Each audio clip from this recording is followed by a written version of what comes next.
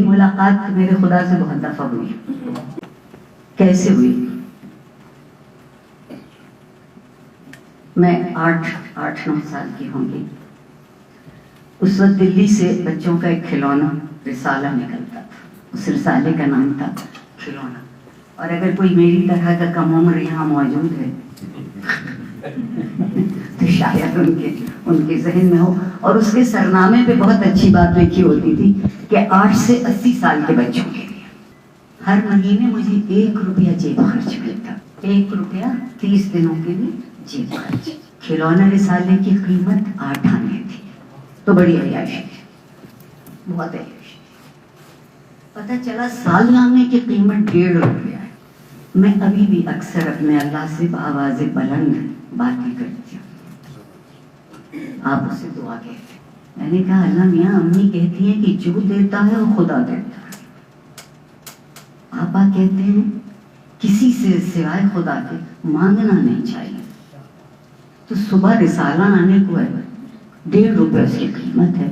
میرا جیب خرچ 1 روپیہ ہے. تو آپ بتائیے میں کیا کروں؟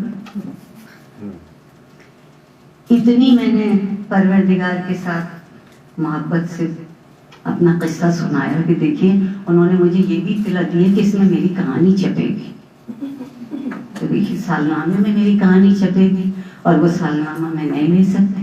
اور جب اپنے دل کا جو کچھ کہنا تھا کہہ لیا تو آخری بات یہ کہہ کے سوئی کہ صبح جب میری آنکھ کھلے تو میرے تکیے کے نیچے 2 روپے رکھے.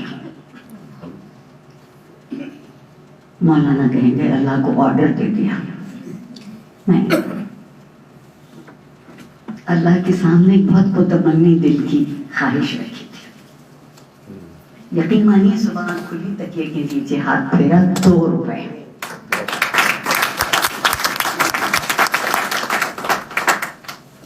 کھلونا تو مجھے مل گیا, پر اس 2 روپے کے مل جانے نے میرے یقین اور میرے اعتبار اور میرے اعتماد اور میرے خدا کے وجود کو جس طرح پختہ کیا وہ آج تک ٹوٹا.